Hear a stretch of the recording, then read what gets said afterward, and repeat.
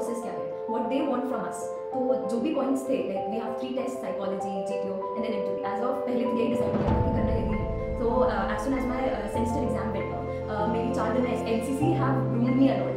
तो ये और एंड में ये है कि I got merited from NCC. आपकी प्रिपरेशन आपको confidence. I was also placed in a company, but I जैसे मैं फर्स्ट अटेम्प्ट में रिकमेंड हो गई थी, तो आई नीड कि I can do it and I will. Regular efforts made by you would only help you.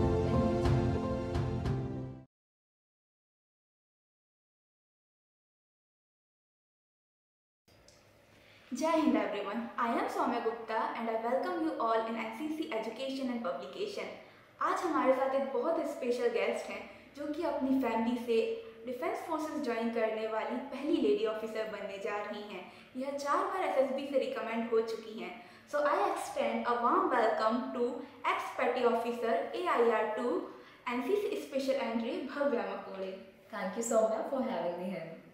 Ma'am, आपकी अब तक की जर्नी कैसे रही है, आप अपने बारे में कुछ बताइए।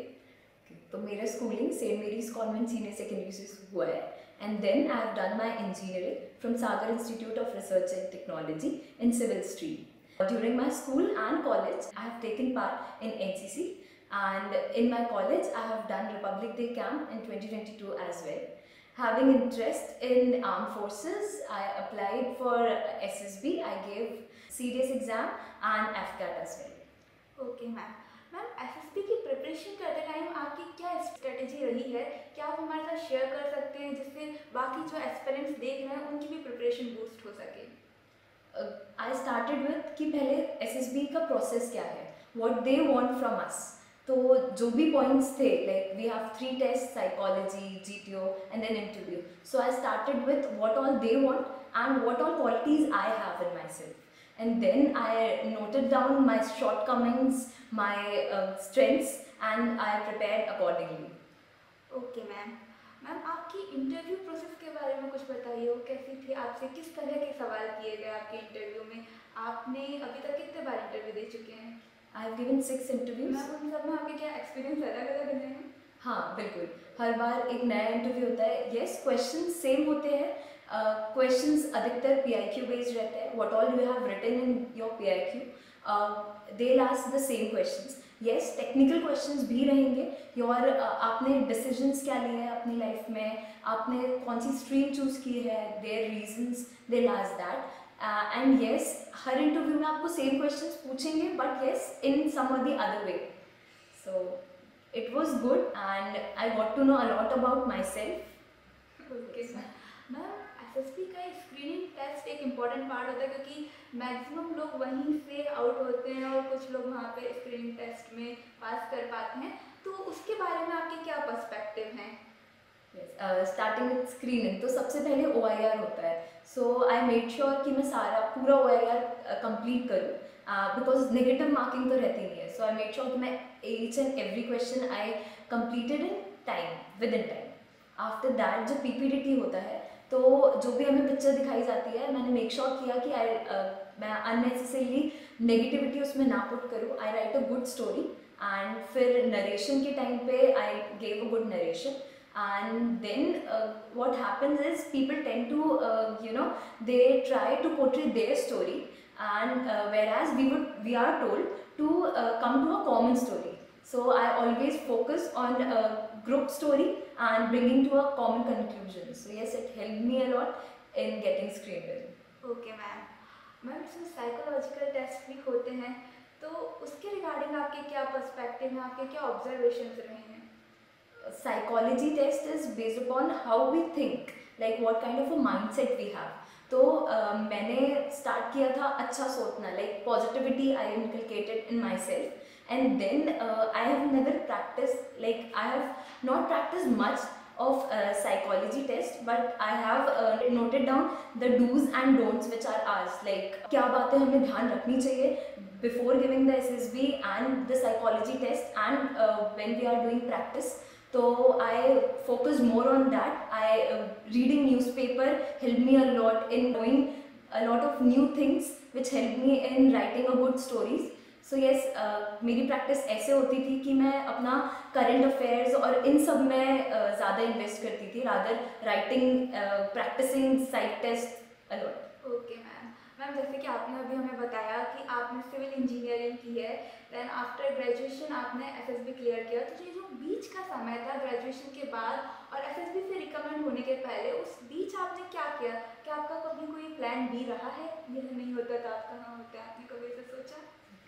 तो प्लान भी एज ऑफ पहले तो यही डिसाइड किया था कि करना यही है। तो as soon as my semester exam went off, मेरी 4 दिन में एसएसबी थी। तो जैसे इंजीनियरिंग खत्म हुई, I was giving SSB only. So after that I was also placed in a company, but आई मैं फर्स्ट अटेम्प्ट में रिकमेंड हो गई थी। तो आई न्यू कि I can do it and I will do it one day. Just I have to work hard more so that I will come in the merit. So मैंने company join नहीं की, but rather plan B जैसा आपने कहा, I opted for MTech in energy and environmental engineering from UIRGPP। So I started with that. Okay ma'am. Ma'am आपकी जो पूरी journey रही है, इसमें आपके आइडियल प्रिंसिपल क्या रहे हैं, वो वैल्यूज़ क्या रहे हैं जिन्होंने आपको इतना मोटिवेट किया कि आप हमेशा अपनी स्टडी में आगे बढ़ते रहे और आपने ये अचीव किया जो आप करना चाहते थे? So what are your ideal principles? Ideal principle I would say was never giving up attitude. काफ़ी फेलियर देखा है मैंने। रिपब्लिक डे कैंप में भी I participated, I tried it for 2 years. You don't have to give up easily. So yes, it motivated me, and yeah, I never gave up on myself, and I believed in myself, and I kept going. And ma'am your words motivate us. Thank you. Ma'am आपके according वो ऐसी कौन सी 3 qualities हैं जो कि हर एक्सपेरेंट में होना ज़रूरी हैं? 3 qualities I would say. First is self discipline. जब तक आप में डिसिप्लिन नहीं होगा, you can start anything. Then self belief. जब तक आप अपने आप पे बिलीव नहीं करते, तब तक आप कुछ स्टार्ट करेंगे तो it would be of no use. So self believe would be the strongest, and then consistency.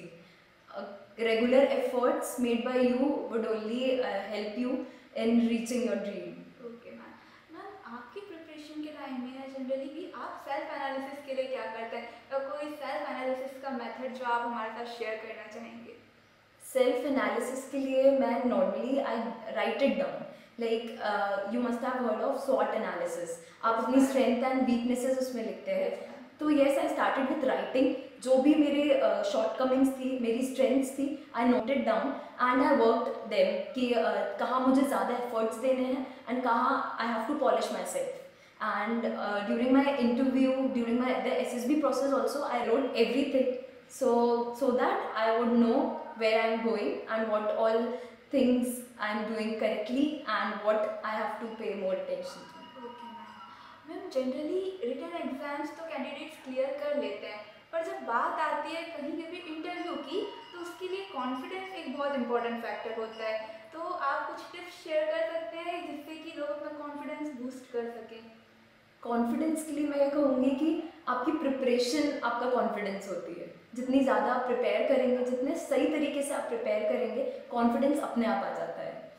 So yes, confidence comes with preparation. So you should be aware of your self. Self analysis, as you said, is very important. आपको पता होना चाहिए अपने बारे में, your surrounding. So yes, it will help you in boosting your confidence and you will speak freely in the interview. Ma'am अब आपने जैसे कि एफएसबी क्लियर कर लिया, तो अब आगे आपके एस्पिरेशंस और गोल्स क्या हैं? So as I have cleared the SSB and I have made it to the merit, अब मैं पूरी कोशिश करूँगी कि मैं अपनी ट्रेनिंग में काफ़ी अच्छा परफॉर्म करूँ, and yes, I'll complete it with efforts and enjoy it. Okay ma'am. मैं इतने सालों में एनसीसी से लेके एफएसबी तक आपके साथ आपकी जर्नी में जितने लोग रहे होंगे, कई मेमोरीज रही होंगी, तो उन सब में से आपका सबसे बेस्ट पार्ट आपको कौन सा लगा, या आपकी कोई एक मेमोरी जो आप हमेशा याद रखेंगे? ऐसी कोई मेमोरी आप हमारे साथ शेयर कर सकते हैं?